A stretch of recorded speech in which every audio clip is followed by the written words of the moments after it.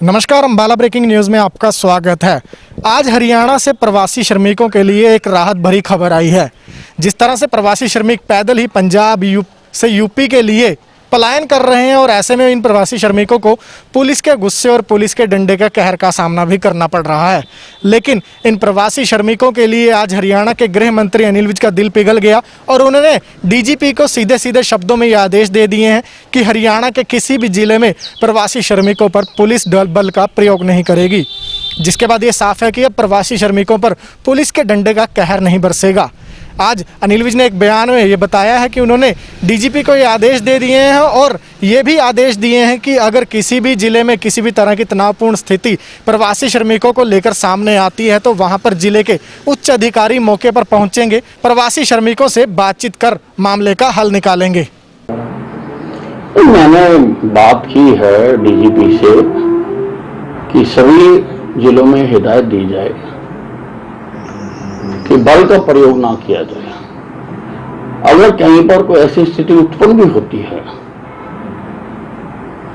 जैसी यमुनानगर में हो गई थी, तो वरिष्ठ अधिकारियों को मौके पर जाके बातचीत करके उसको हल करने की कोशिश करनी चाहिए। पंजाब, हिमाचल प्रदेश और जम्मू से भी पलायन जो है वो पंजाब के रास्ते हरियाणा की तरफ आने वाले प्रवासी मजदूरों का निरंतर जारी है।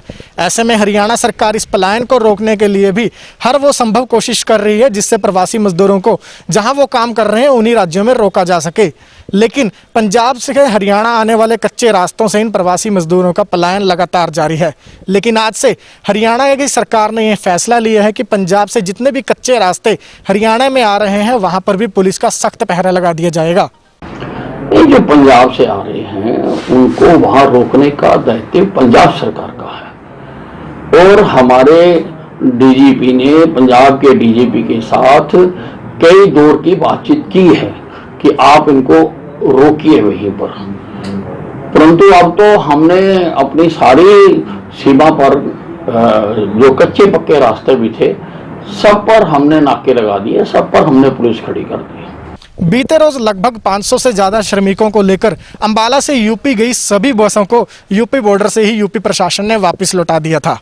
इस मामले पर भी आज हमने अनिल विज की प्रतिक्रिया जानी तो विज ने साफ तौर पर कहा कि अगर इन प्रवासी श्रमिकों को लेने वाले राज्य एनओसी दे देते हैं तो हरियाणा 4 दिन में सभी राज्यों के प्रवासी श्रमिकों को उनके जो मंजिल है वहां तक पहुंचा देगा। क्या कुछ कह रहे हैं विज इन प्रवासी श्रमिकों को लेकर, आइए आपको सुनवाते हैं। देखिए, अगर रिसीविंग प्रदेश इनकी एनओसी दे दें तो हम 4 दिन में सारे प्रवासियों को उनके प्रदेशों में भेज दें। अब कठिनाई यही आ रही है कि वो रिसीव नहीं कर रहे। अब कल हम लेके गए और सहारनपुर से उन्होंने वापस लौटा दिया।